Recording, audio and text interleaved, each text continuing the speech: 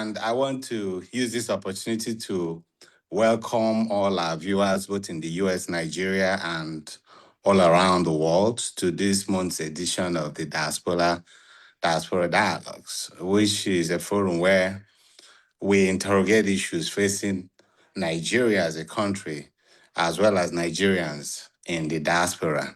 I am Osmund Agbo, and I'm the anchor for today. To join me as co-anchors are Professors Farooq Kperogi, who is a professor of journalism and emerging studies at the Kennesaw State University in Georgia, as well as Professor Moses Ochonu, professor of history, and Cornelius Vanderbilt, professor, chair in history at the Vanderbilt University. Thank you guys so much. As you know, this is an audience participatory program. So we are thrilled to have you join us today. And the topic of discussion today is an auspicious one. It's called Being African in Trump's America in the Age of ICE Raids. This is a topic that should be interesting to every one of us, both those of us in diaspora and, of course, even those in Nigeria, since we share that common bond. It's no surprise that the man in the White House now has continued to humor us, and many of us as well turn in horror to what is happening all around the world, how the rule-based international system is gradually crumbling. Things happen at such an alarming speed that it's even difficult to keep up. Before we set out on this topic, of course, we didn't know that today bombs will be raining over Tehran, and Iran will be retaliating with strikes involving most of the Gulf states. But we have time for all those. Today, we'll focus on being African in Trump's America. Domestically, when I mean domestic, I mean in the US, it's been a whirlwind where it's very, very obvious that, again, the man at the White House has some issues with the black and the brown. He's called us people from shithole countries. He says we are the type that when we get here, we refuse to go back to our huts. He has used all kinds of expletives to describe people that look like us. Internationally, we know what has been going on, whether it's the Venezuela or not too long ago when Greenland was actually in the news. And today we talk about what is going on in the Gulf region, led by the combination, the duo of US and Israel. And so to help us make meaning out of all this is somebody that is already well known. If you don't know Professor Falola, if you haven't encountered him through the pages of the newspaper or read one of his many hundreds of books or taken part in the Toyin Falola interviews, then you have to really recalibrate your academic engagement because you'll be missing a vital part of it. You know, whenever I was asked to, introduce Falola, it reminds me of the biblical passage that talked about, what John the Baptist felt when he was asked to talk about Jesus. That he was not worthy to even untie the shoes of the man. Of course, Falola is no Jesus Christ, but he's a polymath. He's somebody whose scholarship traverses many knowledge verticals. I could sit here and talk about him, but for the benefit of what we have today, I'll be very, very brief. So without much ado, I will have Professor Falola make an opening statement and we go from there. Professor, you're welcome. Thank you. Let me just use titles, Dr. Agbo, for I read everything you write in the media, Premium Times, and your statements about medicine and medical statements when I invited you to talk, they have circulated widely. I don't know who posted it to the Nigerian Medical Association and students, but they've been praising you for representing them. Congratulations to Professor Kperogi. He's been forced to do administration. I know this is going to be against his will and wish. He's lucky if the university allows him to keep writing the way he does. On my campus, I doubt they will let him do that, but he's lucky where he is. And for Professor Ochonu, who on a daily basis makes comments on Africa, we call this public intellectualism of relevance. And the program you are doing today is moving knowledge outside of the classroom. And without this kind of service, I'm not sure we're going to see God in heaven when he asks us a question. Do you just focus on what put food on your table? Or do you want to move your community forward? And in moving that community forward, God is using the three of you to bless all of us. And as you bless all of us, God, in his own infinite mercy, I know some people are not observing the Ramadan, like a man called Farooq, and the man not observing the Lent, a man called Moses. I don't know about Osmund.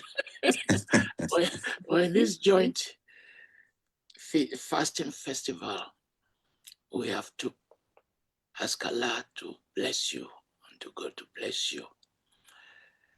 Osmund has anticipated me because I wanted to start this conversation with what is going on.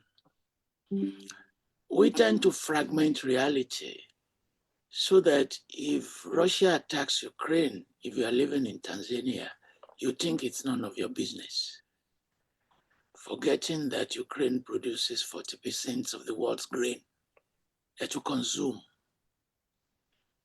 or forgetting it was when the war broke out that I learned that there were 10,000 Nigerians in Ukraine. I didn't know that. Forgetting that what happens in Ukraine will affect you. But on this particular day, what is going on today, depending on your side of ideology, is very tragic. Iran is not a threat to the US. Trump says is trying to mobilize Iranian citizens to overthrow their government, forgetting that sometimes no matter how much you hate young government, when imperialists come, you can quickly become sympathetic to that very regime. Is it going to affect Africa? Yes. And if people think it's not going to affect them, then I don't think they understand how geopolitics works. Nigeria will see an increase in its oil revenues. That can even be immediate. But if you don't have development as your agenda, if there's no development on your table, no amount of money you get can generate that development. Because money cannot do structural re-engineering for you. You will just be distributing that money to your colleagues in the political party. But the common man may see price increases, and he should note that that region is connected to Africa. Dubai is a hub, it has closed its airport. We lost the opportunity to match Dubai in using a place like Lagos or Johannesburg as the hub to enter Africa. They took that market and it's going to affect us. We do not know how the Muslim population will react. Maybe they will say the Iranians are Shia, they are Saki people, and they may decide to support the Sunnis and keep quiet, but we don't know. But Hezbollah has indicated that it's going to get involved. If you understand the map very well, there are corridors. If that region is destabilized, there are corridors. I used to tell people that the area you call Borno State, where there's Boko Haram, links to Darfur. People used to use their legs to walk that. They trekked it. There were no cars. They were trekking, going to the pilgrimage. They were trekking from that region to the area you call Darfur. And this crisis will get to the Sudan because of the connections to the Horn of Africa. So, as Dr. Agbo said, the conversation is not for today. As to the conversation for today, I don't think we can discuss this topic by being gentle. And as Dr. Agbo said, and there's a significant example he left out. The White House describing Obama and his wife as apes. Yes. That rises to the level of impeaching him in a moral, decent society. It rises to the level of impeachment. Well, you may impeach and not remove in the American law. In the Nigerian law, once you impeach, the president is gone. Yeah. In the American law, you can impeach and he still remains in power because there's a second layer. You may not like Obama. Pan-Africanists don't like him because of his attack on Gaddafi, which Dr. Agbo supported in one major piece, which I read. You may not like him for that, but describing one of your own as ape. And if any of us were to do that as school teachers, I don't think we're going to keep our job. Even if we were to say it to your student in class, I don't think we can keep our jobs. And I don't think you can meet somebody in an elevator who describes a person like Moses as ape, and you will not go and report the person. In fact, you can be so provoked that you're going to violence, and nothing is going to happen because you're not supposed to do that. But he has done it. I am not calling for intellectual revenge, and I'm not calling for an epistemic retaliation. But there's no way we can show kindness in this kind of analysis. I usually don't take advanced questions. I don't do well if I know the questions people are going to ask me.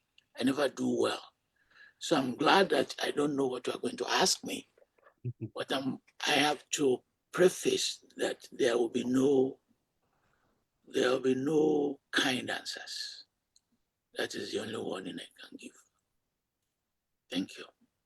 Okay. Thank you so much, Prof. You've set the tone, so there will be no hold bars, you know. Just a word on the last thing you said about my essay on Gaddafi. I just wanted to make things clear. So the fact is, there is always this narrative that no matter what you did when you're gone, when you leave this flesh and go to the world beyond, somehow we have to whitewash all your sins away. And I think it's just an approach that is very ahistorical because let's be honest, some of these expansionist foreign intervention policies that we are accusing the United States is what people like Gaddafi did in Africa. And the stories is all over the place. Whether you're talking about his sponsorship of Charles Taylor when he was wreaking all those havoc in Sierra Leone, in Liberia, and then later moved over to the Sierra Leone. You know, of course, if you talk to Libyans, you know, during his reign, they will give you legions of the atrocities. But that is not to say that I approve of what was everything that was done in Libya at the time. For once, Nigeria has been at the receiving end of that intervention because, of course, all the arms catchment and the rest of them moved across to the Sahel and destabilized us, and we are suffering the repercussion today. But anyway, I don't want to dwell on that, but I just wanted to put it in perspective that it's not much for approval of the intervention of Western countries in Libya as is for the condemnation of the atrocities committed that under the regime of Muammar Gaddafi when he was alive. And just to make another point, it is not to say that while he was there that he did nothing good. There's a way he moved the economies and made, Libya very, very strong and a whole lot of other things. So we cannot discountenance that, but we have to put it side by side by the atrocities he committed. But that's by the way. So I'll just pivot back to the topic of this. And I'm going to ask you a very simple, maybe rhetorical question. When you look at this topic that we chose today, what did you have in mind? What does that conjure in your mind? And I say that because whether you like it or not, you'll be surprised about the opinion of many Nigerians about Trump. This was a guy who, even during his first term, called us shitholes, made it almost impossible for us to visit the US. Yet, you have many citizens in Nigeria who were going on night vigils, making sacrifices, and doing all kinds of things because they believe that Trump is another Jesus Christ or Muhammad, if you're a Muslim.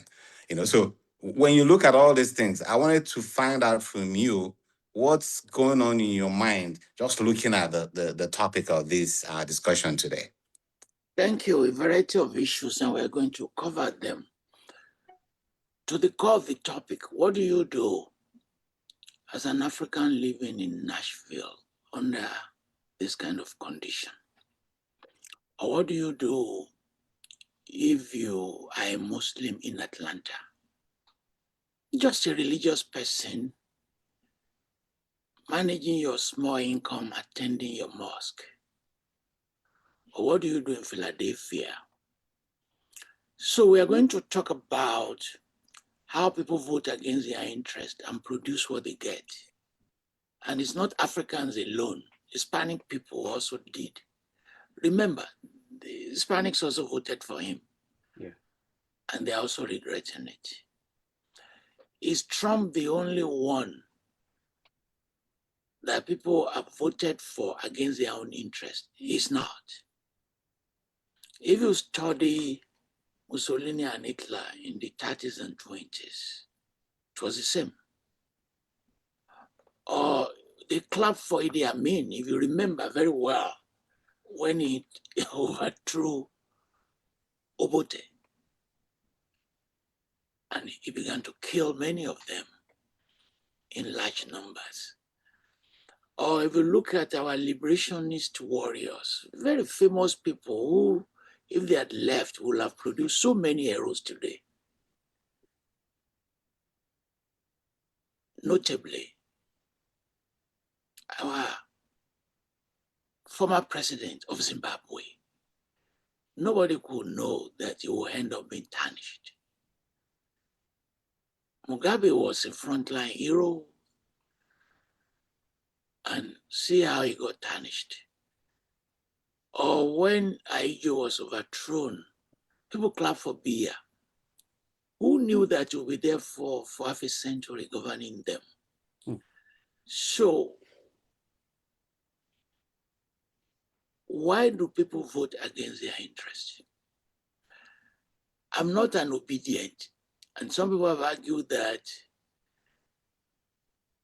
yesterday when the governor of Adamawa, where Atiku came from, UNAPC, people began to wonder, what is it that is going on that within a short while, 3 people ran, they won 12 states each. Do you know what? 14 million votes. and see the turnaround. I think if you study it just as Moses will study it historically, you are going to find many of those similar things. When the MAGA people will now become angry, I don't know. They were expressing some anger about the files, the Epstein files, and they expressed some anger as to what is going on in Iraq now. They didn't want him to be a war president, but he's now taking them to war. So thanks for bringing this up, because it's like an African proverb that you use your own hand to destroy yourself. And see what is going on in Iran. If it succeeds, you are going to see how people in countries like Nigeria and others will be saying, when is Trump coming to attack us? So that maybe he can do the same thing for them. So that's an opening one. And what I thought you were doing is, are they not seeing the consequences of what they did? Years ago, Moses wrote an essay, because I read everything he writes, not on Facebook. Post Jonathan, he was making the argument. I will put it very crudely. When is democracy, when is corruption going to come back? Because the way he was analyzing the data in that essay is, look, you say you're fighting corruption, there are no jobs. There's corruption. The system is not running well. And he said, and I disagree with him privately, that Nigeria is a failed state. And I said, it's a dysfunctional state. My brain retains everything. Only I can recall when I need. So even I've forgotten that essay and my response to that essay. So there is some buyer's remorse in some places now. Whether it's strong enough to dent this regime, you and I, we can't say. We have to wait till October, till November. If they control power in November, I think a person like me will give up on the majority of the American citizens. I will lose my trust in them. Thank you. Okay, thank you so much, Prof. Just to add that if you wait till December to lose your trust, you're very late in the game. Some of us, I mean, in the American citizen, not in Trump. No, I know. I know because between the three of us, we've made a lot of analysis, and at times it Remember, gets people are exaggerating that victory, or it's Trump that is exaggerating the victory. Remember, yeah, it's not in millions and millions he's talking about. yeah, So he thought he had a mandate. Nobody gave him a mandate. Yeah. He wants yes, about 2 million or so. I don't know the right number. yeah. It was the one who blew out of proportion. That's Yeah. true. Okay. Yeah. Anyway, so let me move in. Let me move quickly because we want to make sure that we give our audience time to, ask few questions. Now, there is another thing. There's the issue, the burning issue in the Nigerian news cycle, which is the maybe bromance is not the word, but the military cooperation between Nigeria and the United States. Um, and there are two schools, okay? One of the schools, which most of the intellectuals tend to align to, is the idea that this should never be encouraged. Going by historical precedents, looking at Libya, from Libya to Iraq to Afghanistan, there's been no place that following US intervention, it's basically catastrophic. The whole place is decimated. It's almost like they're starting from ground zero.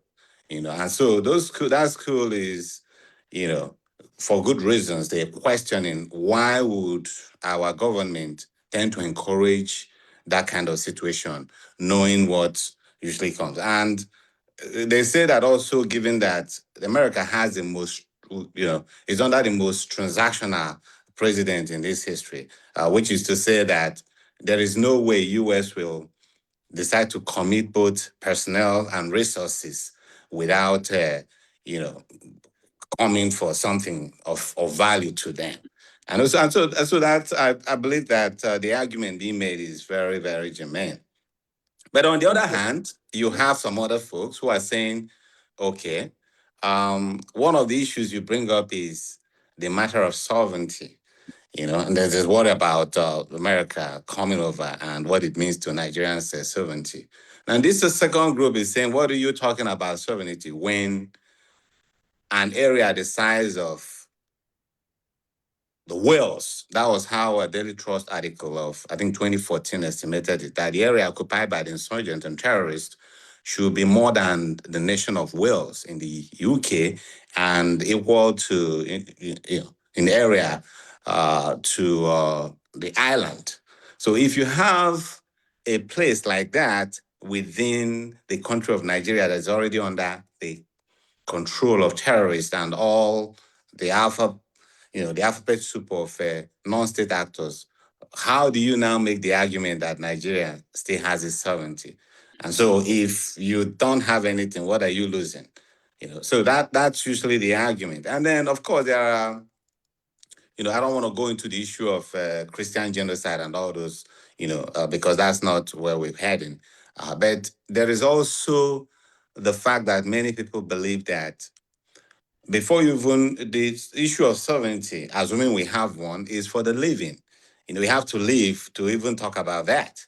And so when you have a situation where all these criminal elements, terrorists, herders, and all kinds of people who are daily getting more emboldened, kidnapping, doing all kinds of things without our government doing anything meaningful, at least that we can see to curtail that menace, that it's better to have a country with some economic interest who will come and extract the resources, which one can argue is not even available to the common man, is still being something that is for the elite. That is better for them to come and take those resources.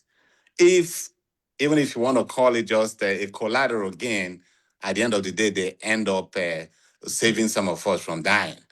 So those are the two schools, and I've also written essays about this particular thing. But I wanted to see what do you see? How do you approach this issue in terms of Thank American you. intervention in Nigeria? Yeah. About 10 years ago, Moses wrote an essay. I think his foundational was about the Middle Belt, the area we call the Middle Belt, central Nigeria. He is from the area we now call Benue State, so I can relate to why he framed his argument that way. If he remembers the essay, the way he framed it is, what is wrong with a small state? Why can't a small state be a country? Say like Sweden. That's the way he was framing the argument, if he remembers. So that's one dimension, that suppose the state, the country unravels and smaller states emerge that are run very well. That's one direction. The second direction is, we've seen examples in world history where when you introduce a third force, an external force, as is happening in Iran or as it happened in Iraq, that they reconfigure their nationalism. I once had a private debate with Moses on Ukraine when this crisis began, and he was defending Ukrainian sovereignty, you understand? And in the case of the crisis in Nigeria, I also understand his argument, saying, what are you talking about sovereignty if the citizens do not live under the first condition of the state, which is the protection of their lives? If you track the literature on what we call democracy, it's very clear that the first fundamental of a state is security and protection. if you were to study, say, the American Constitution, it never says the federal government should give a job. There's nowhere where it's written. The fundamental is that it must protect your life. You can now talk, we've now introduced the concept of food security and food insecurity, but that came much later in the literature. It came much later, that we have to treat food insecurity as a problem by itself. So people will argue, why are you talking about sovereignty if people are suffering? That conversation is very weak. Go back to the First Republic. The first time that the left radicals were united was over this issue under the Prime Minister, Tafawa Balewa, the British-Nigerian Security Pact. That was the very first thing before the coup. That why are you signing a military security pact with Britain? And the public won that they don't want that.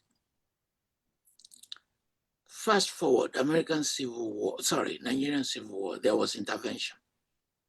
Remember, France, we went to Russia, Soviet Union, excuse me. Mercenary armies entered the country. Remember that. So fast forward to what is happening today. And we have to, there are complications that people don't talk about. If you say you want to share intelligence, and they give you the intelligence, what do you do with it? If you say you have a list of those who sponsor terrorism, why are they living at large? Some people will say, okay, Gumi could get to the bandits. How come you cannot get Prof, to the bandits? Yes. can I intervene a little bit? Because I think we are sort of deviating from the thrust, the theme of this. It's Osmund you have to blame, not me. I take the blame. It's the one He that does is something. asking me questions. Yeah. It's okay. Yeah. I want us to take advantage of your historical depth to Yeah. contextualize what we're experiencing here. As a historian, I want us to, the current climate of immigration enforcement under Trump administration. Yes. I wanted to compare it with earlier moments of racial exclusion, such as the, what was it called? The Chinese exclusion era, and then post 9/11, so that we know, to get a historical sense of what's going on. Thank you. Is it new? How do you compare the previous eras of exclusion on the basis of race? Correct. Yeah. So you remember one of the greatest intellectuals of the last century, Du Bois. Yes. And his over-cited quote, the problem of the 20th century is the problem of the color line, right? Yes. In which he was dealing with that. Move further back. We the Republic, if you have that small American Constitution in your pocket, in that we the Republic, there were the Anglos, an Indian population, and Black people. In that way, the Anglos, people frame it as if it's everybody living in the United States. They never meant that. Fast forward to the event before the American Civil War and after. The understanding was that Jewish people would never have power. Muslims, that was stated, they will never have power. Black people will never have power. Those were stated. They were there in their newspapers of that period. And then fast forward, segregation. civil rights movement. And look at, when you plug Africans into it, this country, we've tracked it, could have become a majority Black population. That was what the figure was showing us. And circumstances aborted it. We're able to track 500,000 people that came, that were in this space called the United States. But the demographic today has produced between 13 and 15% of the American population. People do not see that. If you're a religious person, we call that a miracle. And then Obama became president, and if Kamala Harris had become president, it would have become Black and Asian combination. Obama, white and Black. The Igbo came, asylum, the 70s. And subsequently, other people began to come. So what then now happens under Trump? Because I'm glad you said we should put things in perspective.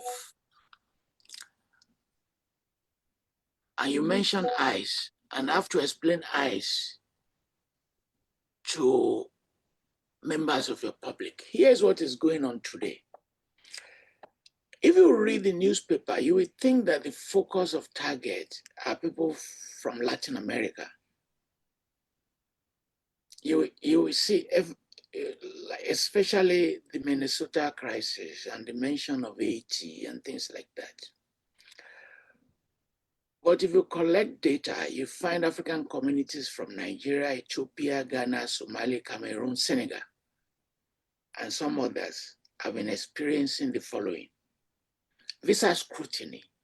That is public. They didn't deny that. And he announced that he's slowing down the processing of visa in 75 countries. Asylum standards. He publicly announced that white Afrikaner, he said it. That's a racist one. Irrespective of how you look at it, will be the ones to be granted asylum. And he wrote the history of South Africa, making blacks the oppressors, those who suffered under apartheid. He rewrote the history and said it is the Afrikaners that have been persecuted. And on that basis, they're the ones that he will grant asylum. Third, deportation proceedings. One reason why we do not know about the number of Africans is that we tend to operate in silences in our silos. We don't generate a vibrant, media-oriented, aggressive ecosystem. Because if they're coming after you in Houston, the first thing you do is you don't even tell your best friend. So we don't make what, if you go to a club, make the noise, make noise. The DJ will tell you to make noise. If you go to a nightclub, we don't make that noise, but that is ongoing. And now to professionals like you and our listeners, they are delaying student visa and professional visa. That record is clear. If you walk on any campus, you already know they are doing that delay. So, but many of our people, whether it's from Uganda or Ghana, they are creating fear in those communities. But the greater number of people actually come as students, diversity programs, H-1B visa, and J visa.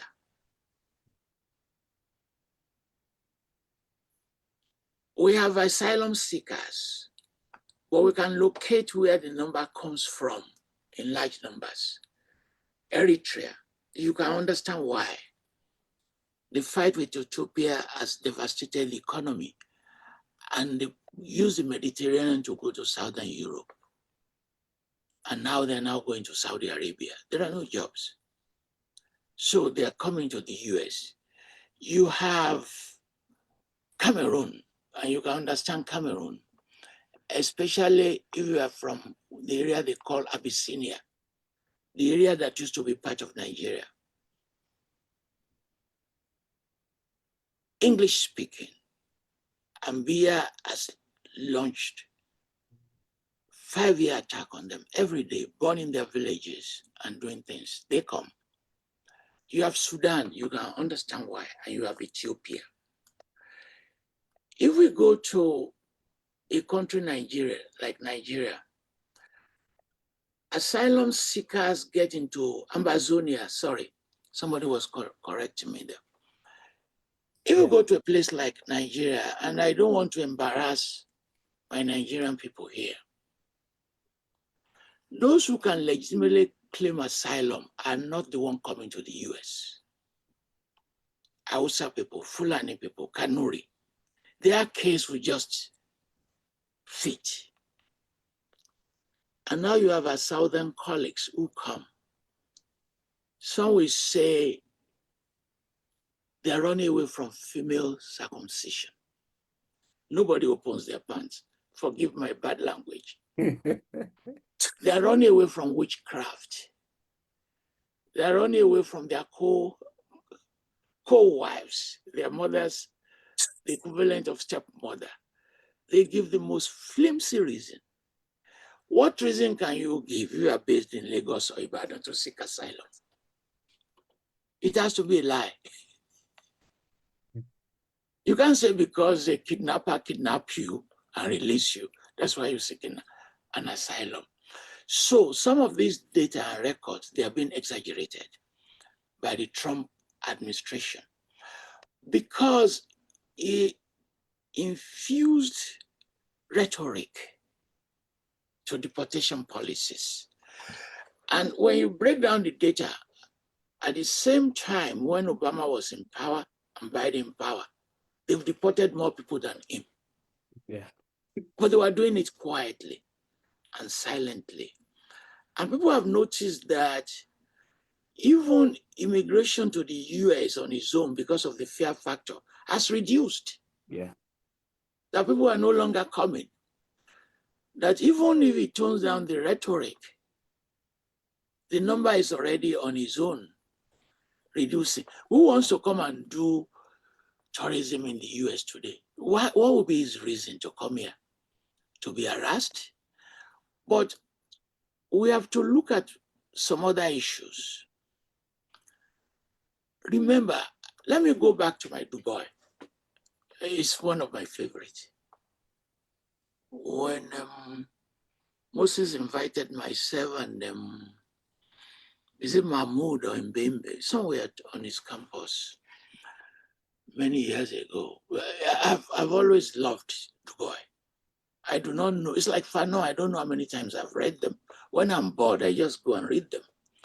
Remember, I use the concept of double consciousness. Mm-hmm. If you've read him, this is also a moment to apply that framing. That what Trump is doing is combining racism with the pathology and the burden of identity. It's Masrui who taught me how to use phrases like that. I learned that from Masrui because he knows how to coin phrases. I think he's the most talented. You can't match him. Yeah. You can't match him. But let me play Masrui on you. We have race issues as Africans, together with African Americans. And now Trump now added the burden of identity to our crisis. What do I mean by that? So we're Black people, right? Du Bois framed it as, if you are a Black person in the US, you manifest double consciousness. But we now have to manifest triple consciousness. Very good. Then Trump added to our what I call the burden. This is not the burden of racism now, but the burden of securitizing immigration. Remember, even whether it's in Nigeria, if you are traveling from Ibadan to your town in Eastern Nigeria, right? You live under the fear of insecurity. It's traumatic. A year ago or so, I was in Makurdi 2023, 2024. I was in Makurdi 3 times, 5 hours on the road. Each time we ended a mile, I prayed to God. I said, 40 more miles, 39 more miles. You have to be you have to feel it to be traumatized by it. It's not something you read. You have to feel that you have been pursued. And we have to sympathize with our people. Whether they already have green cards, whether they have citizens, you have to sympathize with them, including myself and yourself. My wife told me, better carry your passport with you. He keeps telling me, I'm not done with our crisis. Okay. So they're doing racial profiling on us. But this racial profiling is not just by the police. Someone, I think is in the state where Moses comes from, set up a joke platform. It's a joke that you report people to me. Yes. Do you know people are reporting their neighbors and human beings? Yes. You offend someone now, he will report you. You fight with your best friend, he will report you. Those are burdens. Those are burdens on innocent people going to do their regular work. If that body alone is not by the security apparatus, it's also by fellow citizens. That's true. So we are being harassed. So we become what you would describe as vulnerable. We are, as Dr. Agbo started this conversation, Trump has emboldened the citizens of his own country to look down on us. And we are overrepresented in deportation statistics. Let me repeat that because people are not paying attention to that. That we are being overrepresented in these statistics compared to the number of us that came in. I had a private conversation. I usually do this small conversation. And Moses was there. And I was saying, what can we do to reduce this scale? And the argument was saying that, look, what can we do for the state in Africa to make lives better for people? And Moses did not know that he now converted me to his own argument, which is the one I'm now using. That if that space in Africa cannot put food on your table, what are you supposed to do? And now you now come here, living a peaceful life, and you have been disturbed, and you have been misrepresented, and you have been traumatized, and they are separating you from your wives and families. And I hope you are going to ask me questions regarding what our responses should be and what policies. If somebody were to come to you, what are you going to tell him? Sure. Okay. But before I turn it over to Mo or Farooq, whoever we need to ask the next question. Is there another Mo other than Ibrahim? I thought Ibrahim is the only Mo. No, Moses. Moses Ibrahim. He's Moses. But anyway, so just in line with this line of questioning, there is no doubt that we are getting the short end of the stick under this administration. Okay. But I think we should also turn inwards into what can we do to better our lot, at least to make our situation a little bit easier than what we're having now. Of course, we know of the Jewish lobby, the APAC, American Israeli Political Action Committee. Of God, there's no doubt that we don't have the financial muscle and what it takes to get to that stage. But there's also the saying that if you're not on the table, you're in the menu. When I was researching this particular engagement we're having now, I came across an entity called Nigerian American Political Action Committee, which is supposed to be replicating what APAC is to like the state of Israel. But unfortunately, this is the first time I'm hearing about stuff like that. And I wanted to find out from you guys, especially you, Professor Falola, are you aware of a group like that? Because I believe that now, it's Farooq you should ask. Oh, I mean, everybody. Some 8 or 10 years ago. Every one of us, yeah. Yes, he engaged in a very, very difficult debate with some of our colleagues who funded an organization. Oh, yes. I told you I don't forget anything. But that time, I think they were funding that organization to connect back to Nigerian politics. Remember, aspiring politicians are very smart. So take Adeleke, dead now. He went from Houston to become governor. Check Dapo, the current governor of Ogun State. You know, he ran away from the US. Take the one who ran before we became senator.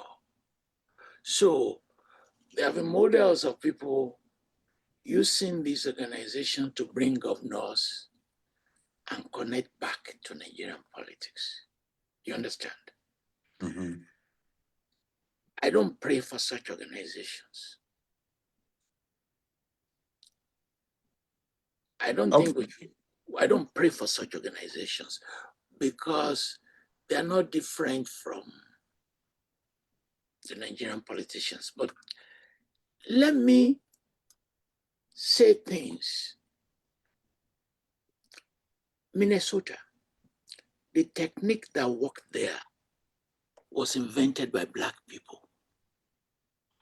The strategy they used in Minnesota that drove ICE away was part of the strategies they used during the Civil Rights and the Black Panther movement. That is where they learned that strategy from. Because sometimes we don't give credit to our own people. Go and read about it after this interview. That entire anti-ICE Minnesota strategy was formulated by African Americans. And it worked. So what is going on here? There are now diaspora networks on this issue, not necessarily organizations that we know in public. They represent in clusters, talking about these issues. Our people are now part of advocacy. You have to thank African lawyers too, right? They're making their own little money, but they've also formed a network of advocacy. You can now go on the internet. I have these immigration issues. ICE is looking for me. There's one that is not even charging any fee to assist people. You have to thank churches. Some of them voted for Trump, but now when they now see the outcome, They are now offering their churches as sanctuaries. Some, you may know, some don't want to be caught. Mosques are doing the same thing, in which they are helping many of our people who are in trouble. And we are appealing that people will be forming coalitions to deal with many of these issues. And you as a doctor, I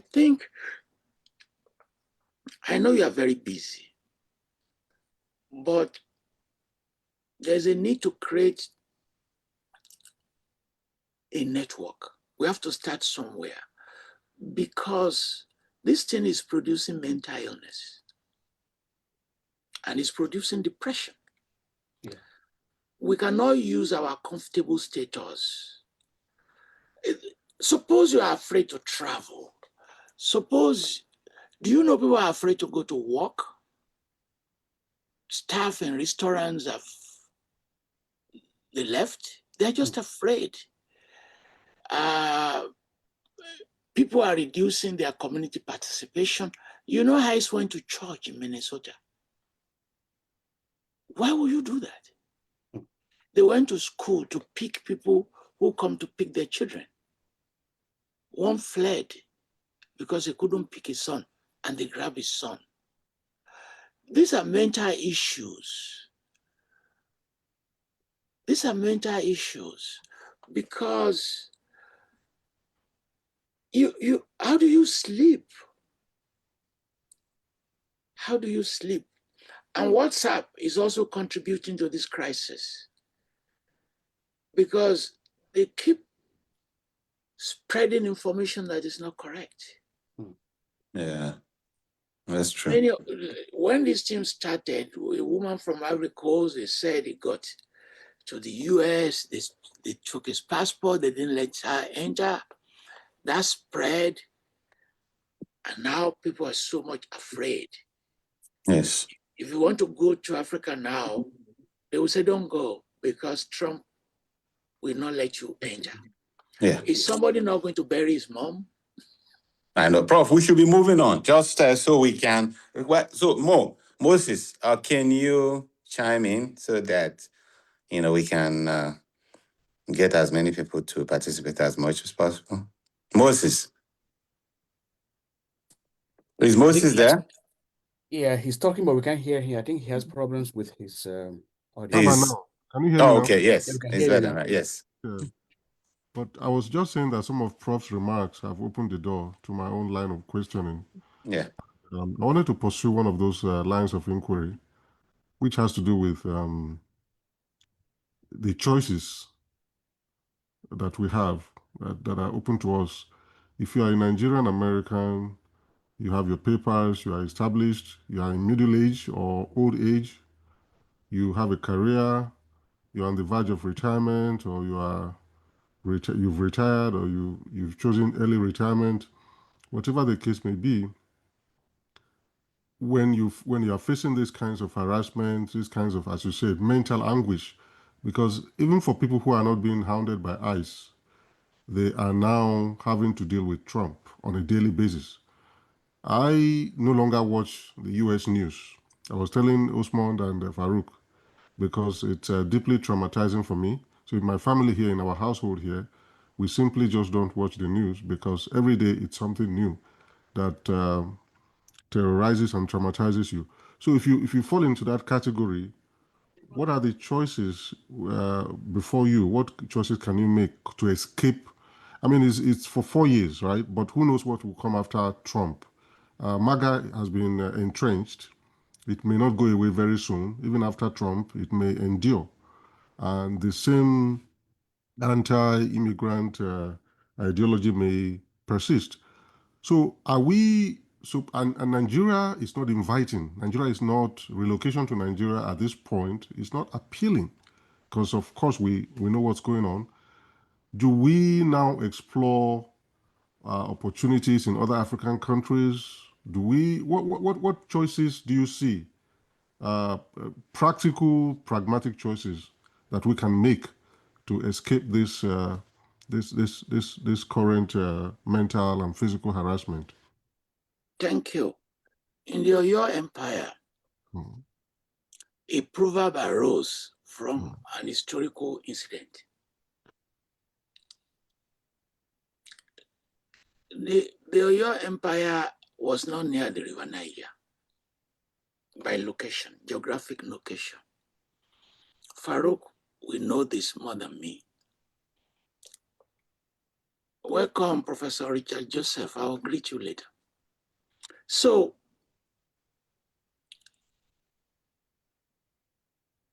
that river infused the narratives of that empire. You would think that it was created by at its banks, but it's not. And they have a name for it, Oya. Oyo was bothered by its northern neighbors. Powerful Bogo, Nupe, they were very bothered. And the Alaafin said, he's going to move his army. Unfortunately, all quiet rivers at the surface are the most dangerous. They're very dangerous. And the Alaafin perished because he think he could just cross the river. And they said, no, the Alaafin will no longer be going to war. But a proverb arose from that story and other encounters. The king asked you to go to the Nupe people on the areas where you're going to cross the River Niger. You get to the River Niger, it was already flooded and full. But you cannot go back to the king to say you did not deliver the errand. That is exactly the problematic you've just faced, which our predecessors faced 200, 300 years ago. You have two errands. The king sent you on an errand, and your in-law asked you to come. If you don't come, he will take your wife from you. In Proverbs lie historical epistemologies. How in historical moments you can face difficult challenges whose resolutions are very difficult. Let me map out these challenges. You just narrated stories of vulnerability. How do vulnerable people respond to circumstances that face them? Whether it's immigration, migration, crossing the sea, crossing the desert. There's a film, Le Capitan. How do vulnerable people, how do they solve their problem? Sometimes there are no answers. And sometimes the answers lead in the path of death and suicide and sickness and anger and serious emotional crisis. Second, how do you negotiate? Because all these migration stories, you are negotiating with the state. That is paperwork, but how do you negotiate with your neighbors? How do you negotiate when you drop your son in school to teachers that are racist? How do you negotiate with them? How do you negotiate if you are traveling and you are sitting down quietly at the airport and some people are asking themselves in their minds, what is Falola doing here? Because they're posing that question. Check Walmart. You could see how this is a topic for Osmund and his colleagues, because it is their own skill that can do this kind of emotional psychological analysis. It's not a project of the tongue. that you can just talk. So you go to Walmart, they ask you, where do you come from? They will ask you, a high school dropout. Do you like it here? Are you going back? When are you going back? Are you in a refugee camp? Are you in an internally displaced camp, IDP? Are we internally displaced? Because if they turn many of our citizens into internally displaced migrants with emotional trouble, or you're dealing with racialization,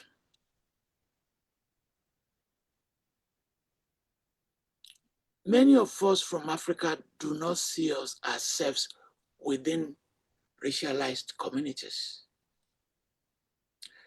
which will lead to a question that if you don't ask, I will ask myself. Why are we not integrated with the Black History Month? Yeah, I was going to ask Because this is outside of Black History Month. Don't let us engage in deception. Why are we not connected with it? Because if you live in Nigeria and you come to the US, you don't see yourself as members of racialized communities.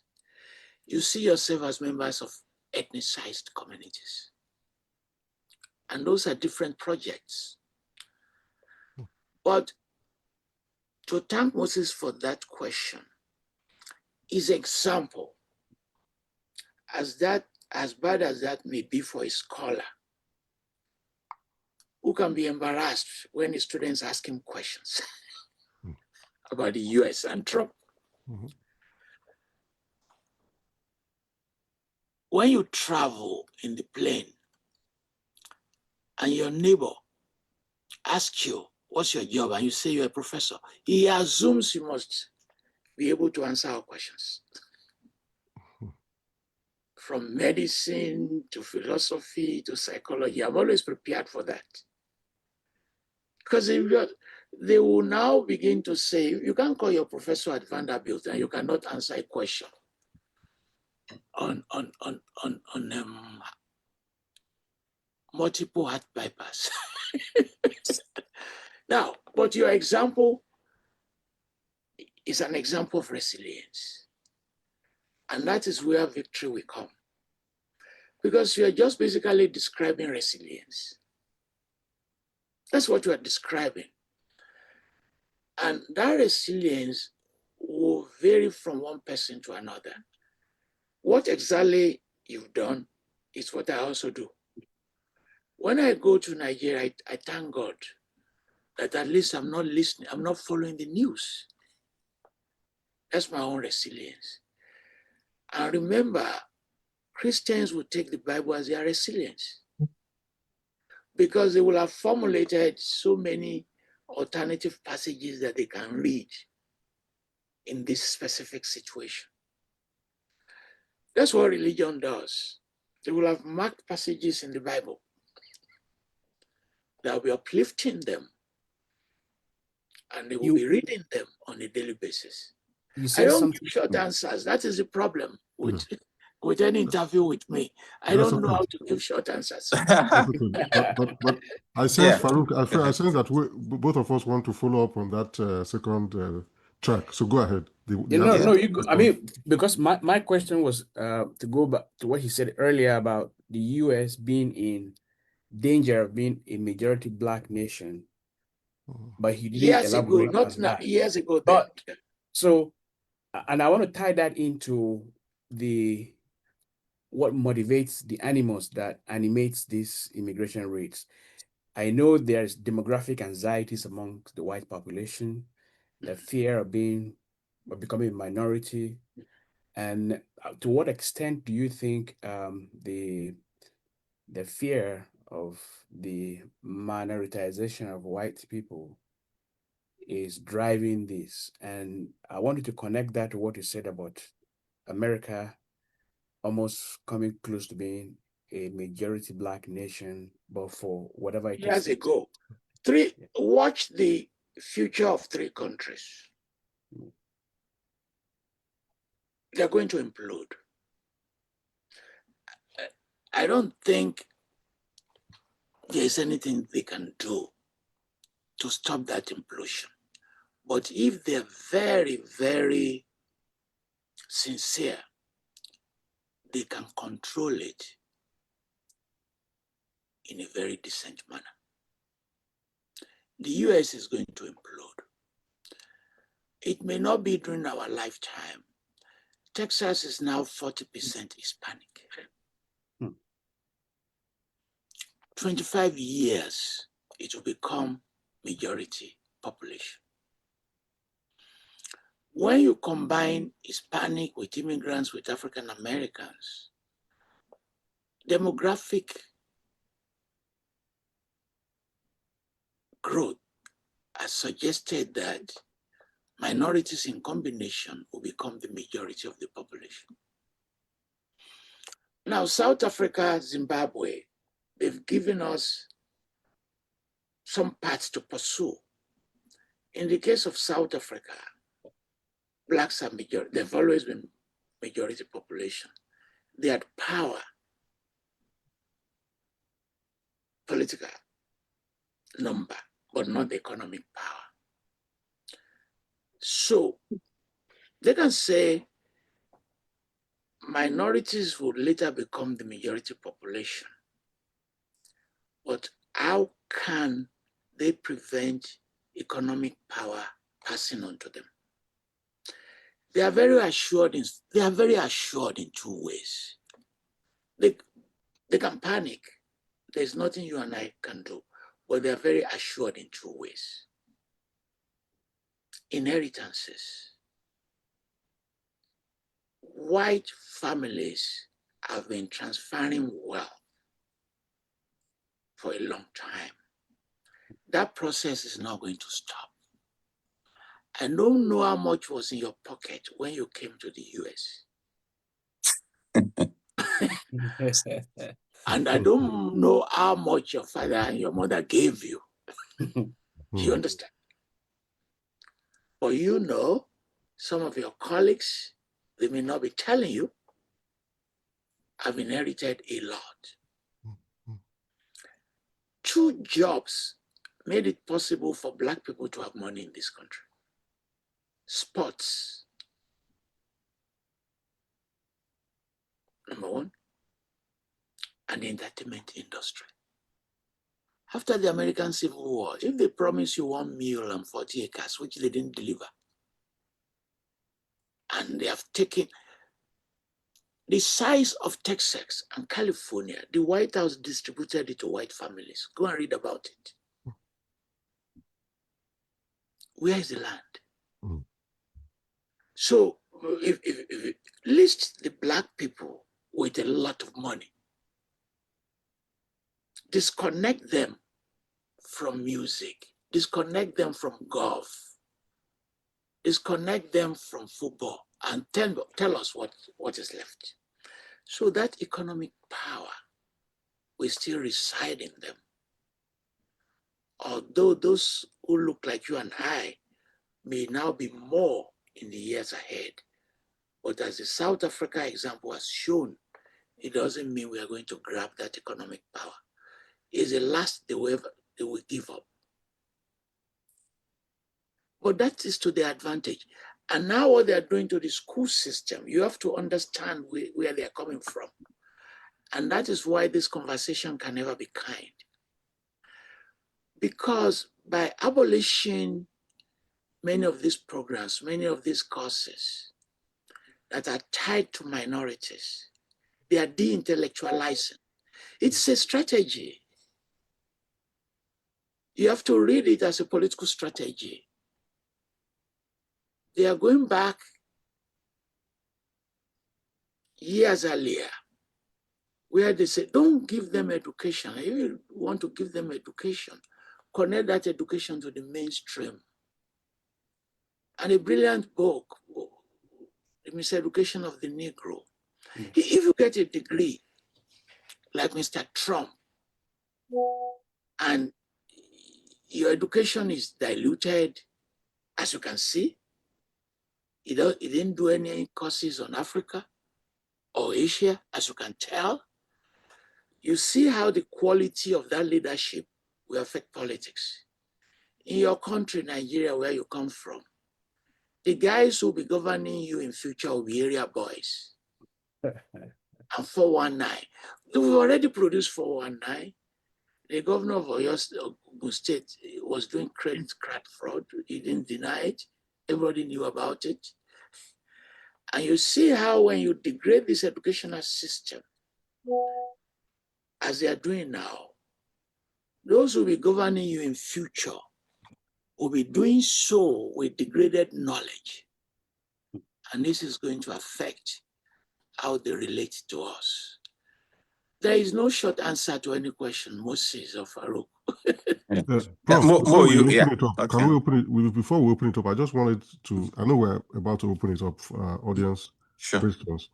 This idea of our engagement with our African American cousins, Yes, especially in times of crisis and suffering, we tend to discover or rediscover solidarity and familiar relations.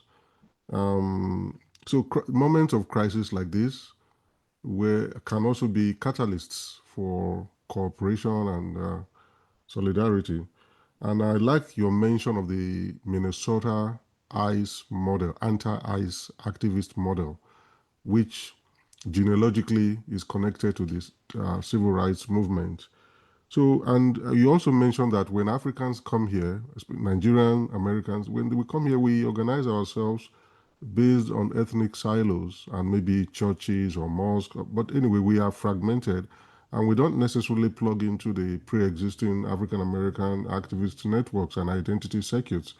But it seems to me that that needs to change.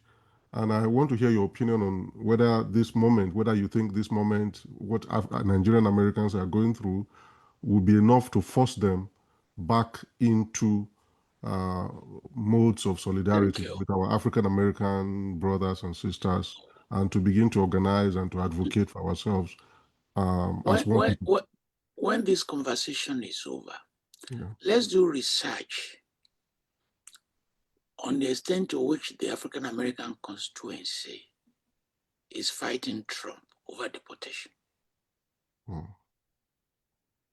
The little we have done, you'll be disappointed. Yeah, it has already come out in the open. Yeah. The conflict between the Somalian community and the African American community. The African Americans are saying, you voted for Trump. We have Somalis for Trump. Why should we come out for you? Yeah, now that you're facing the consequences of your choices. And then ADOS and FBA are gaining momentum online. Exactly. Yeah. So you say, that tells us something big. So when the invitation came, he said, can I do much? He said, no, because it has to be Black History Month. So I accepted. But I was saying, our constituency is not connected to this Black History Month in a way it should be. Even symbolically, we have not done enough. Even actively, we have not done enough.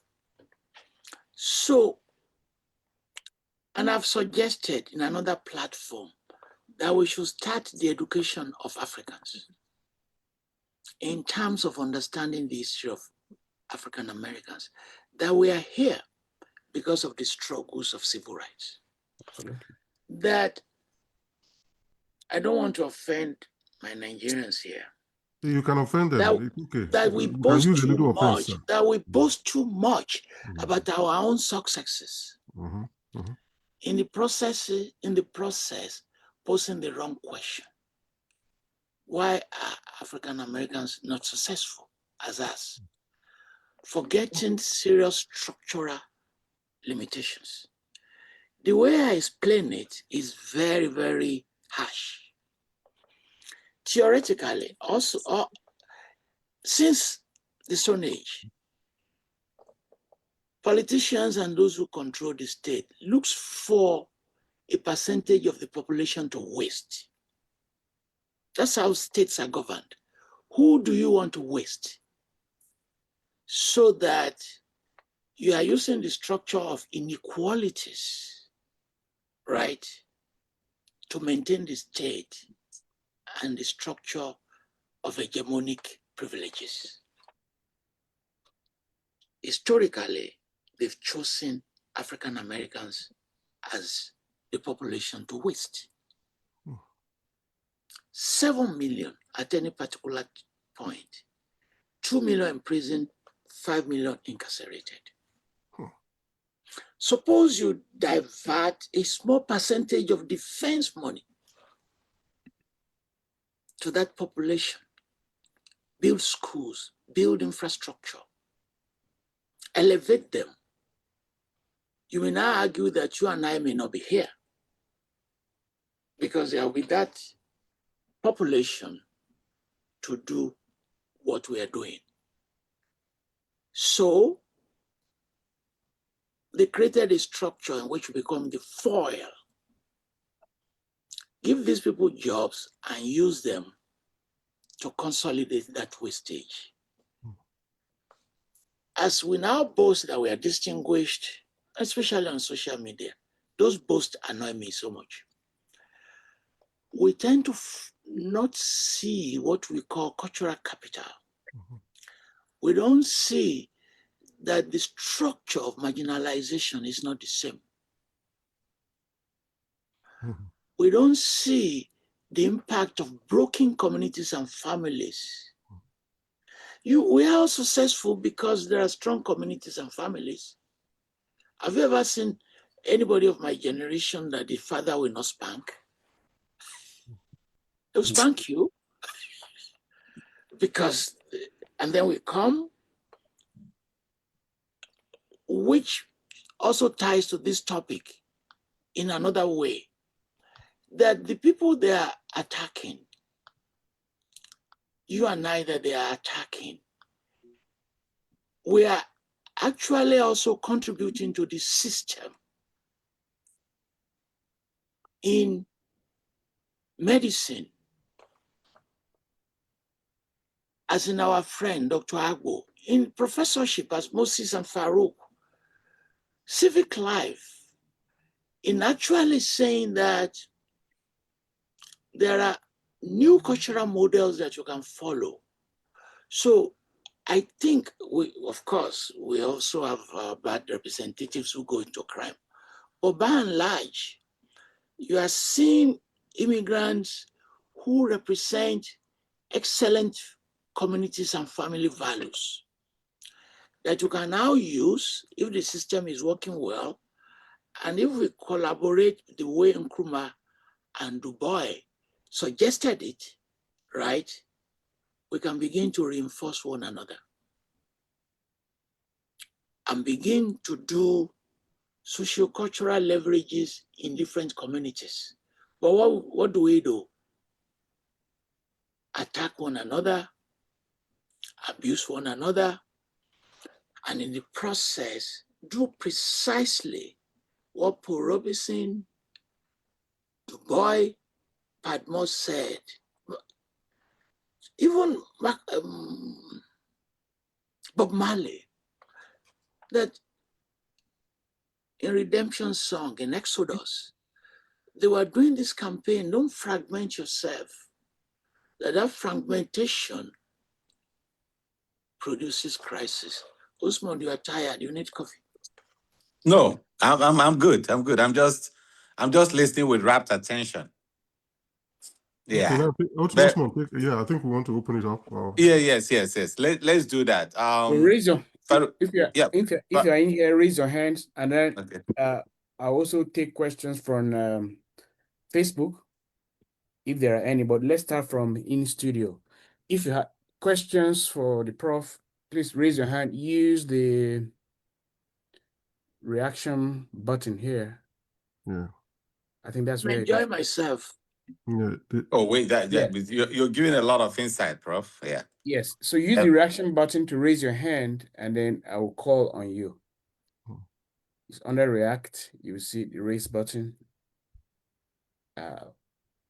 Richard, announce your event. Richard has a forthcoming event that he wants us to join. Is he still there or he has left? Let me see. Kemi Sheriki, please. Yes, Kemi Sheriki. He has a podcast series on diaspora. Kemi Sheriki. Okay. And Okay, he Kemi knows this Sheriki, lawyer. unmute yourself. She knows this lawyer that I'm talking about, who offers free legal services to our people. I think she knows him. Okay. Hello. Yes, ma. Hi. I'm trying to unmute and the video to go through, but it's not going through. I don't know why.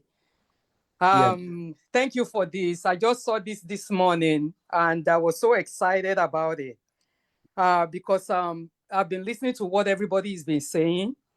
And regarding our relationship with our cousins, African Americans, even people from the Caribbean is also part of, this struggle. Or people from South America, they're also part of this struggle because everybody, the origin is also from a different part of Africa. And whether, because we're in America, we want to focus on African American, but it's extended more than that. Actually, I actually just came back in now. Yesterday, I did a libation, in African American, celebrating Black History Month, and I just did another one today. But regarding African immigrant, connecting with African American, we have to look at the different background. And I know we have doctors among many of our panelists there, among our panelists. Many Africans, when they come to this country, many didn't go to college. And those who went to college, Black history is not part of the requirements of subjects you have to do. Even when you become US citizen, it's still not part of the subject that you've been requested that you have to understand or learn about. The struggle of African America is left for you. But for me, when I came to this country, went to college, I took Black studies, and I found that what I actually took, classes that I took in Black studies, didn't actually prepare me for the bigger aspect of the history that has never been taught in colleges because it's being watered down. And it's something that I have to learn on my own outside. So we have to look at, I know, we're talking about why African immigrants and African Americans or other people of color, we're not understanding their struggle. We're not, coming together. But we have to look at also the different background, the different kind of struggle. When immigrants comes here, it's always about surviving and survival.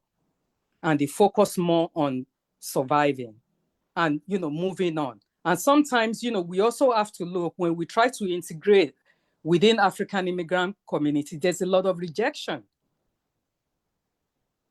Apart from being prejudice, it's beyond prejudice. It's in your face discrimination that African immigrants tend to face, not only among African American, but other people of color, because we're considered to be the lowest. But I just want to pick up certain points from what is being said regarding the history of African American. And I've always talked about this when I come across many of them. When you look at the Jewish community in this country, they invest money to teach about their history. They don't wait for the US government to come and teach. African American history has been in existence for over 400 years. When they've not been teaching that history, and the ones that they even decide to teach is being watered down, what makes someone think that, they're actually going to teach that appropriately? What I ask a lot of, African American, why don't you invest money? Why don't you invest money and time and create your own teaching within your community? And we have so many issues. I mean, I worked at a job whereby I was dealing with a lot of population of people of color coming into criminal justice system. And I see the breakdown in that aspect. I'm just all over the place talking as things, different topics is coming to my head. regarding the education, the essence of education, the need for improvement in education. In this country, a capitalistic system does not care who it steals from. If he can sell his own mother, he will do that. Even the whites among their population, they make sure that they demand for what they need in their community. But in the African-American community, when you actually live there, you will see, I'm not saying in general, but some don't take education very seriously. Okay, thank you. Yeah, thank you. Yeah, let's get the next. So I will just respond to only one. Prof, maybe we take a couple, then you okay. Respond. Yeah, for the sake of time. Rotimi. After Rotimi, Amina. Okay. Good afternoon, everyone here from Jamaica. I've enjoyed the program, and I want to know from Prof whether this program termed ICE would necessarily happen even without Trump orchestrating it. I'm asking the question because I've read many books about discrimination, racial discrimination in America, especially the one written by Charles Mills.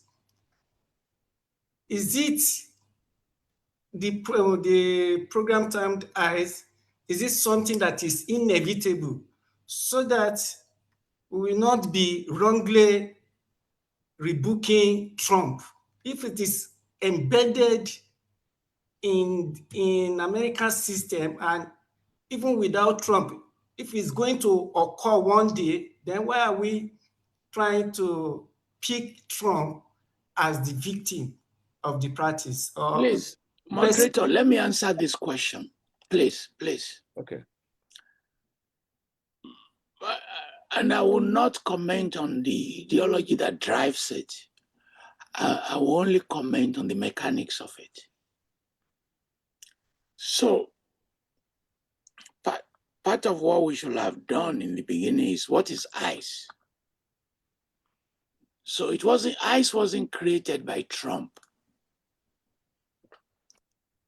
U.S. Immigration and Customs Enforcement, that is his full name. And after the crisis of September 11, they located it in what they call the Department of Homeland Security.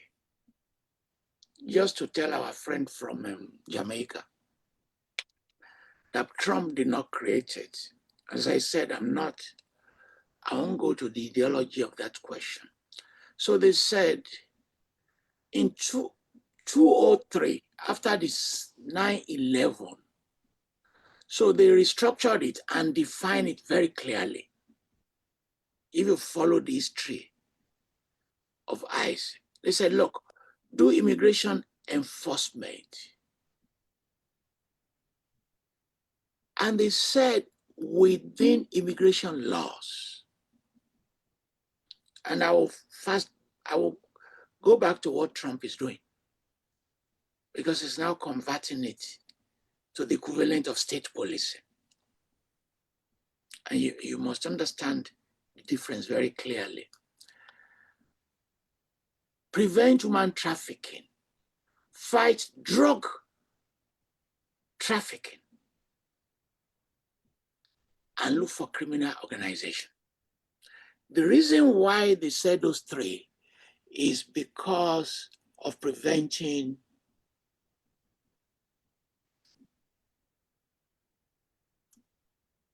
funding terrorism. Because they were afraid that people can use religious organizations and mosques to fund terrorism. Why don't you police money made from drugs?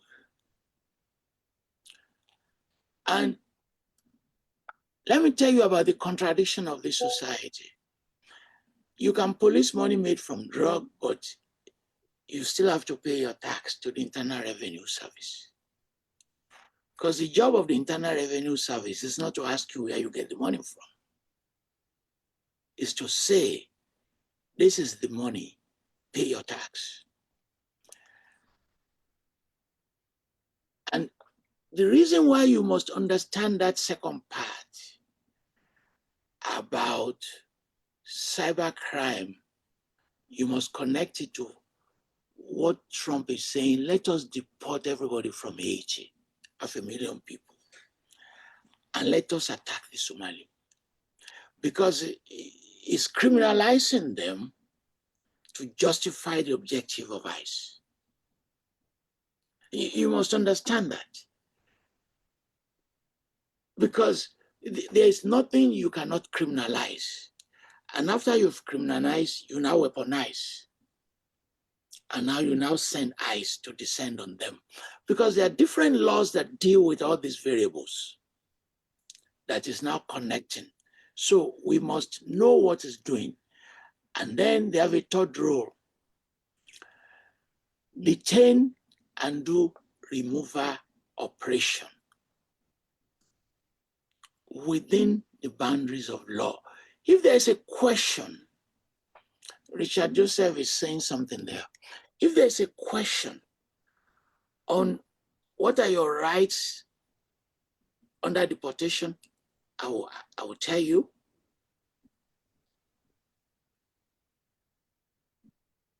We have to answer questions about deporting a Nigerian to Ghana. These are legitimate questions we should pose. And you should also know that a country can refuse you. Mali has refused. You can't deport a Malian to Mali. They've refused. And some of these issues will come to the table. So our friend from Jamaica and the moderator, I needed to immediately answer that question. Okay. And you must also know, if you do not know, because people watching from Africa, you may not know, that there are private prisons in the US. It will shock some of you. And deportation centers are private businesses. You can go and buy a big space and you'll be collecting money if you can take people being processed for deportation. I used to have the figure. It is a business. You must know this, that deportation is connected to business. Just as private prison is connected to business. It's like a hotel. You must have full occupancy. Okay. And you must connect ICE, police, in producing criminals, in quote, because you are paid daily. You're paid daily in a very private business. And you see the connection, we call it political economy. Now, what we call deportation is a multi-billion-dollar industry. We also have to expose some of this scam in which those who fund political parties are also making their money back, like the Lagos Calabar Highway. It's a political game. Yeah. Okay. Okay. Amina, Yeah. unmute We yourself. have less than 30 minutes to go. Yeah. Okay. Thank you for all things that are shared. I am born here in the United States. My DNA goes back to Nigeria. I spent a lot of time in Ghana over the last 3 years, started a nonprofit, and the lady before me spoke about education, and I think we've missed it. We do education post-slavery, where we need to go back to where there were kingdoms. We need to teach African Americans about the kingdoms of Africa. And even being in Ghana, I realized that the education is not there either, meaning that children in Ghana aren't learning about apartheid or what happened there. So it's education all around. But I want to work and pull together anybody who wants to work for people of color, especially from Africa, to pull together all of these ideas. There are many schools or many people who have put their money and time into an educational system that teaches youth about Africa. But I'm not about Africa, about Black history. They're talking about things that we were able to do after slavery, but we need to go back before that, before colonization. What was politics like? How did we govern ourselves? Because the system that is in place right now is a European colonization system where Trump is using the tools that are already in place to enact more colonization. So we can't fight racism without fighting the system of racism. And that's a huge thing, too big for me, too big for any organization I belong to. So when organizations and people like us come together, we need to do a whole new system. It could be a system of education.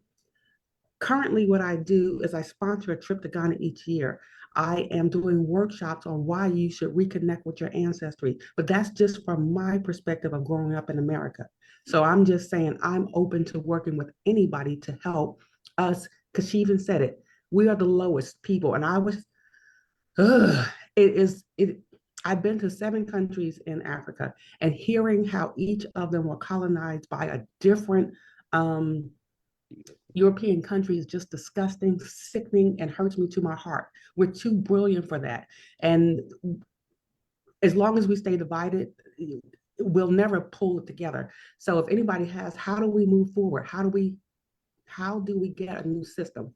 And I'm gonna be quiet here. I see other people want to speak. Well, Moses will like your contribution a lot because he engaged in a debate like 3 years ago or 4, I don't remember precisely, posing the question, why can't people talk the way you've spoken instead of going back to ancient Egypt?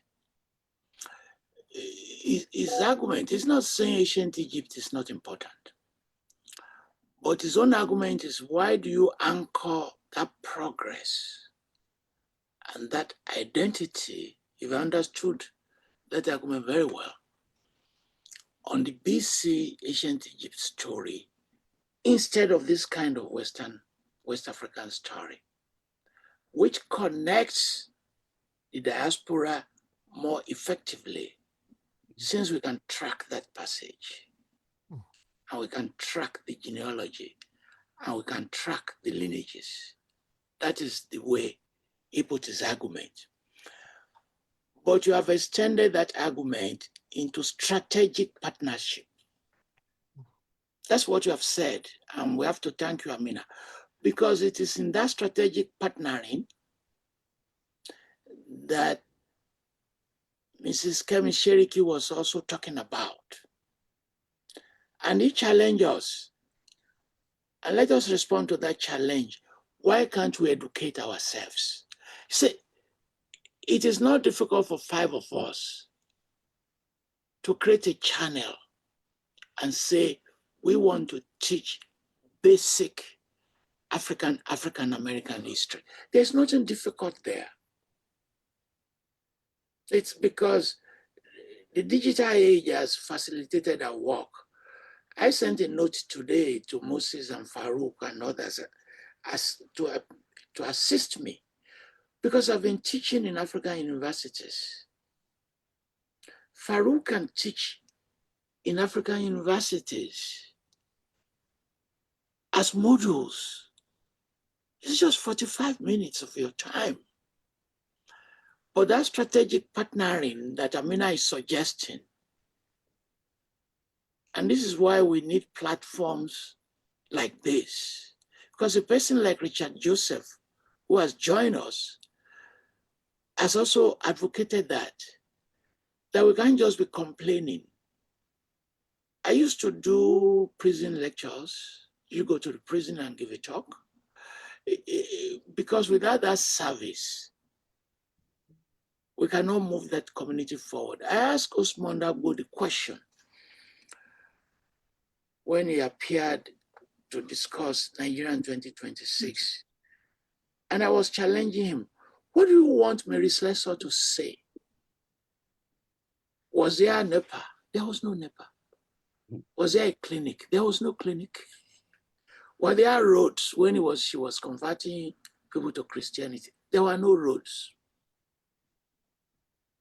So if I were Igede, say from Benue State, I'm going to pose the question, don't I hold something to members of my own community? If insecurity may be a crisis for me, can I not gather 20 kids and begin to teach them? And we also have to challenge ourselves that our comfort zone, as Amina is saying, is not going to be enough. It's not.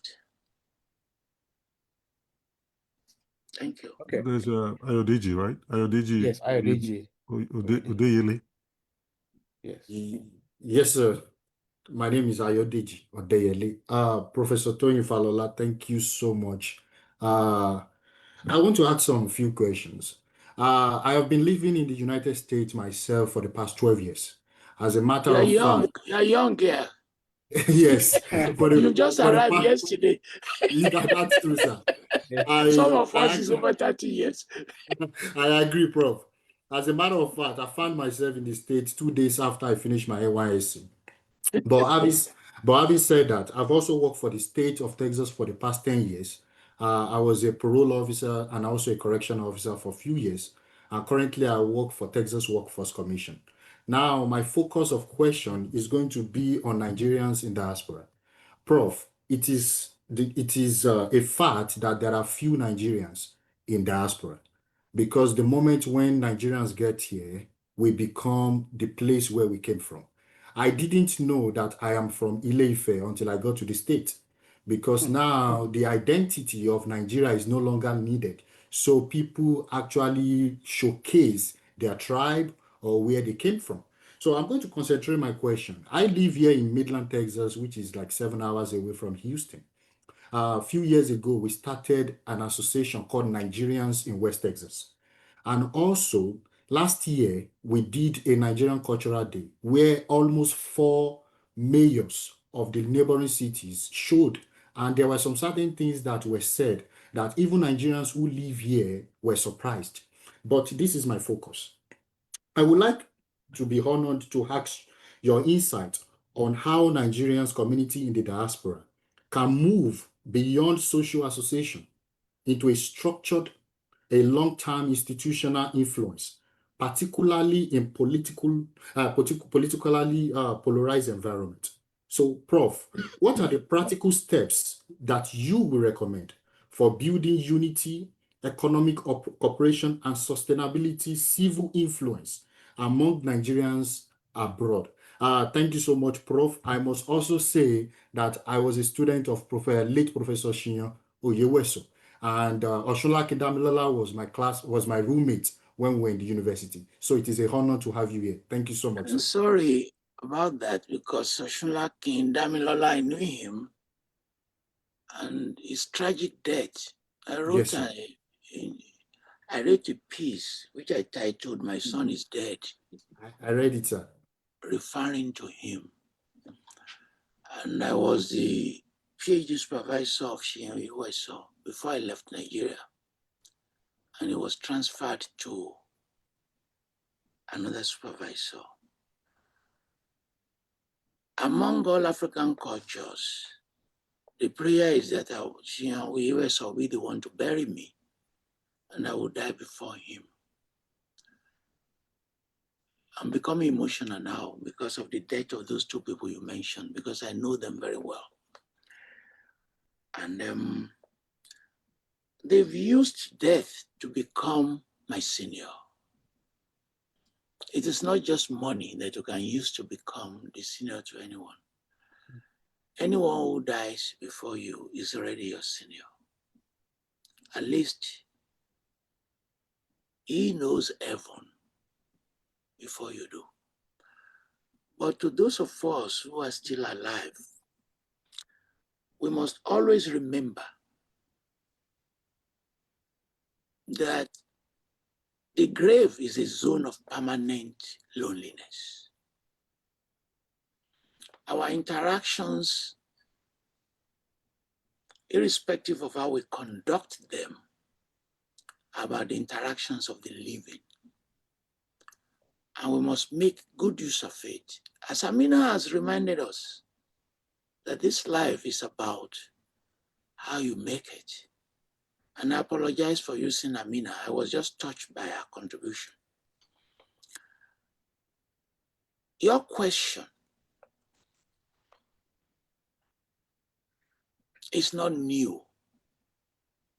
It's been framed for over a century. The question you just posed now. If you go to the 19th century, Wilmot Blyden posed exactly the same question. He posed the question. Formulating the triple heritage, draw ideas from indigenous religion, draw ideas from Christianity, draws ideas from Islam, bring all of them together. Remember that your question was posed in Harlem by poet. What is Africa to me? That great poem. Yeah. The entire body of the Harlem Renaissance also were framing their responses. Remember, poet president Senghor, Senegal, that was the question he posed. That was, your question is the foundation of negritude. But let me make you sad. In the 1950s, Fanon read negritude. He read Du Bois. He went to Ghana, by the way. He read Nkrumah. He now made a very prophetic statement. He said, watching the African elite that is going to acquire power. Please go and reread what Fanon said. He said, these are not going to be the elite that can transform spaces. Because the obsession is about the self. And the obsession is about the abuse of power. It was very prophetic. He died. And Steve Biko came in the Black consciousness. Desmond Tutu, it's all the same. How do you frame unity? How do you break down these clusters of ethnicities? If you're an anthropologist and you want to write on kinship, on conflict, you don't have to waste your money going to Nigeria. Just go to Houston. The data in BistoNet, the data interaction between Igbo and the Yoruba associations, Owerri North, Owerri East, Owerri Central. And when they form this association, within a year it disintegrates. It disintegrates over what? Over irrelevances.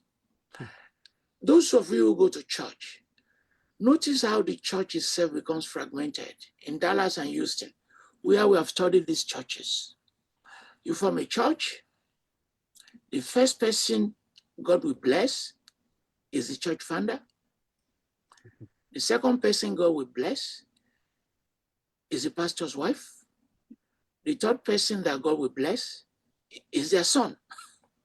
And you keep waiting for your own blessing, and that blessing may not come. You understand? And that is the way we manage these associations. And people will leave that church. Moses Church is doing well in Nashville, by the way. I don't know for how long it will be. They will leave the church. He's a church person. People will not relate his muscular writing to his, that is a spiritual person. Sorry for leaking your secret. That he's a very religious person, as you see him. You will see, they will now go and fragment their own church. Why? Because they can file for S visa, the visa that brings another pastor. You know the person the church founder will bring? It is going to be his sister, who is the choir. The next person will be the brother, who is the assistant pastor. But if we can figure out how this your unity question will work, it's a process of empowerment. How can the large number of Nigerians in Houston not be able to influence who becomes the mayor? How can you have that number and somebody is running for election and will not be begging you that he wants to talk to you, he wants to see you? He's not begging you because the Igbo and the Yoruba and the Efik, they're fighting, they're split. So, Mr. Ayodeji, we have been troubled by that question you raised historically. And if you study Nigeria today, you see how new insurgencies are developing, in which that which you call disunity is also moving in some other direction. It's a very disturbing question. Let me disappoint you to say that I cannot satisfy you with an answer at this time. I need to apologize. Yeah. Oh, thank you so much, Prof. We are just about a minute shy of 2 hours. So there's a professor there, Sadiq Abdullah. Let him have the last word. Okay. Let him pose his question out of respect. Yes. Sure. Yes, go ahead. Unmute yourself. Prof. Professor Sadiq A. Abdullah. Yes. Thank you. I've Professor, unmuted. thank you for this. I hope you've broken your fast. No, not yet. Not yet. It's it's almost 4 o'clock. I'm looking forward to seeing you in Kperogi next week, right? In a couple of days. Where? Right. In University of Miami. Yeah, I'll be there on Thursday to keynote a conference. Yes, I'll be. Please show up. Show up. I'll be there. Just to frame my question very briefly around Ayodele and Amina strategic partnership. Yes, I've been in America for 45 years, 35 years in Miami, 10 years in Raleigh, North Carolina. So I'm enjoying the conversation. This is my question, right? And briefly, you've been covered a lot. Why are Africans, especially Nigerians in the diaspora, are so divided in spite of our high education level? And I want you to respond very briefly, looking at Obasanjo NIDO vision when we started coming together, right? What his vision was when he started NIDO, right? So why are we up to today? We are unable to work together in terms of this strategic planning. Very briefly, what is the Thank you. ethnic and tribal? Professor, there is a fundamental mistake in your question, which is based on the assumption that the more educated you become, the more open you are to issues around unity. You know the meaning of PhD in Nigeria is called pull him down. Pull him down is we don't have any evidence that a group of people with PhDs will be better than farmers in framing these unity questions.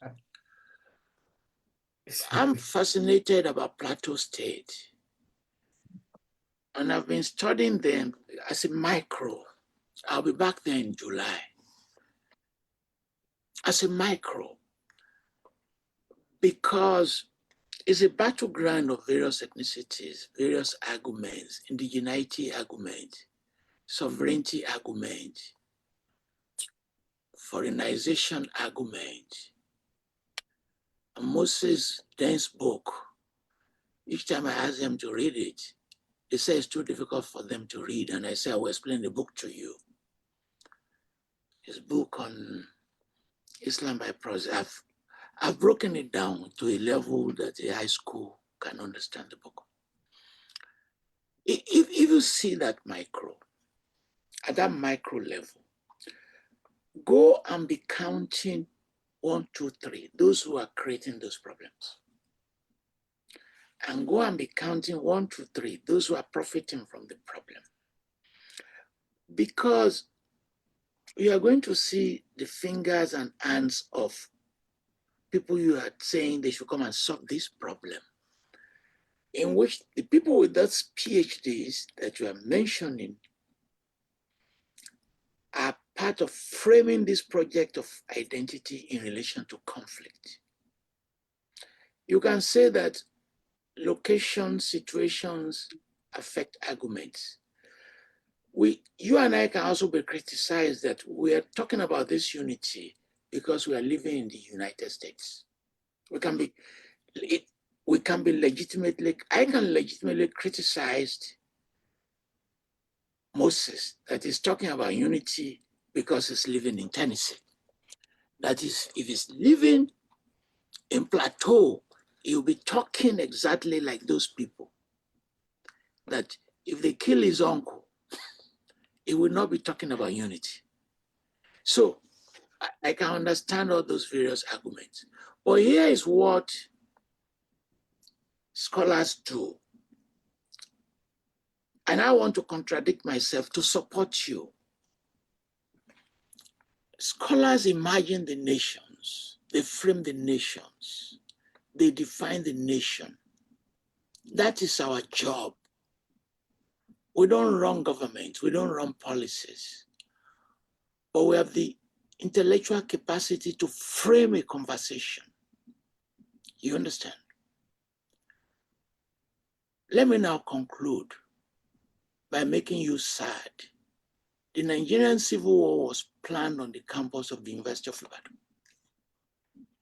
Somebody has to write a book on that, in which the Vice Chancellor, a prominent historian, you already know I'm talking about, was also using his house to frame the project of the Civil War. You understand?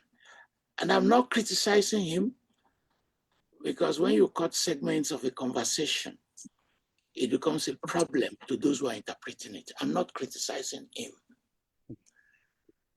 The Nigerian Civil War was led by an educated person who trained in England, one of the very first to have a degree to join the Nigerian army. The debates about Ironsi was framed for him by those who went to school on a unitary government. You understand? It is not that these intellectuals have not been talking, but they are also embedded in this very project you want to solve. So in the final analysis, you see how interest governs politics. And as interest drives politics, the very fact that you have a PhD doesn't mean you will think the way you are talking about. And let us talk about this PhD. Jonathan has a PhD. Buhari hardly passed his high school. The best governor, in my own estimation, to have governed northern Nigeria, Ahmadu Bello, high school education. Ganduje has a PhD, remember. Ahmadu Bello, with his visionary power, I will not compare Ahmadu Bello with El Rufai. I mean, what would be the basis of that comparison? El Rufai is educated, and it doesn't mean that because you are a professor, the most toxic place to work is in the academy. And it's unfortunate. I apologize for my long answer, Professor Abdullahi. Yeah. And if you are fasting, may Allah bless your fast. Are you gone? He's gone. Yeah, no, he's Yeah. there, but the people are unmuted. Yeah, They're may muted Allah automatically bless your after the finish. fasting. And may you not confuse a project of weight loss with fasting. They are not the same thing. Because many people are doing weight loss. They are not fasting. Thank you. Yeah. Thank you so much, Prof. I mean, it's an understatement to say that this has been a very, very robust conversation. But like you say, you're leaving us with a sad note because I can almost take home that from your last point that the intellectuals are the problem. You know? It's always been. You know, It's always been. yeah, so I mean, it's but I mean the point is well. Moses will tell you that. It's I don't think he's going to disagree with that. it's well taken, And but the we. Batuno man will agree with me. I know, but we're very grateful to our audience for tuning in, and There are just a so many point of questions note. from Facebook. Unfortunately, we can't take them because we've already run out of time. Exactly. So I want to specifically thank our audience, those that tuned in and participated. And I want to make a point of note that in our March series, it's specifically dedicated to audience participation. We just bring up a topic, sit back, and have the audience weigh in. That will be a first time we're doing that. So we encourage most people to attend and make their impact. Prof, we are more than grateful for you showing up. You've always showed up for us, despite your multitudinal other callings every day. I wanted to, there's a friend of mine that actually, he said that Professor Falola is Noam Chomsky without the burden of the Epstein file. I just wanted to bring that up.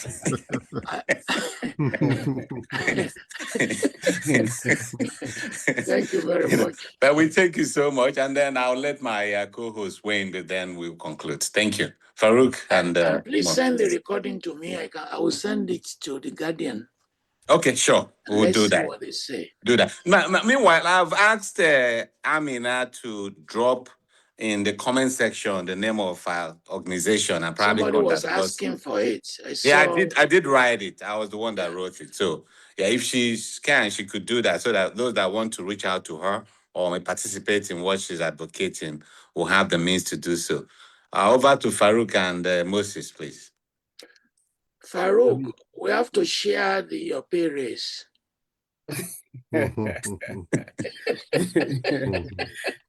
Okay, we'll talk about that.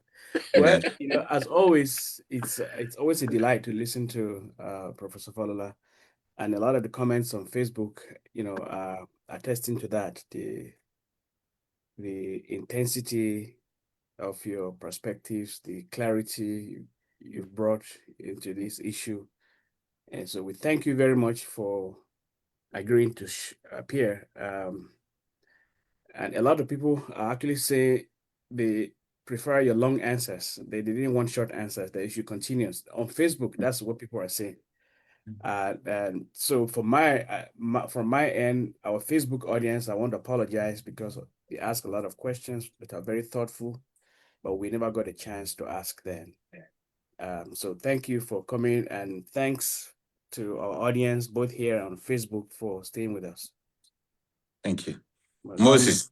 And for me, I just want to thank you. Sorry, Moses, I oversighted you.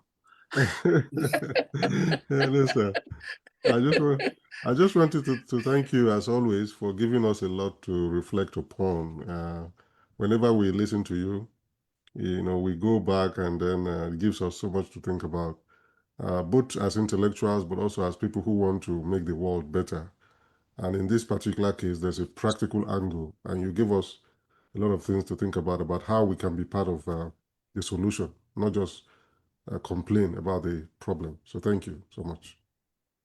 Thank you so much. With that said, we are concluding this session and look forward to further engagements. And Prof, please, when we call you next time, Come, don't don't worry. hesitate. All Always right. come. Thank you. Thank you so much. All right. Good night. All right.